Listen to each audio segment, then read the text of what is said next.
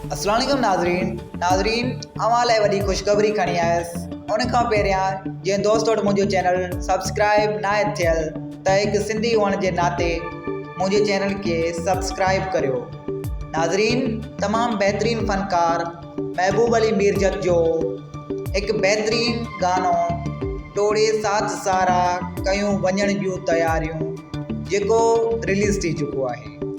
नाज़रीन, वरी ॿीहर तव्हांखे ॿुधाईंदो हलां त फ़नकार महबूब अली मीरजत जो तमामु बहितरीनु गानो टोड़ी साथ सारा कयूं वञण जूं तयारियूं जेको रिलीज़ थी चुको आहे।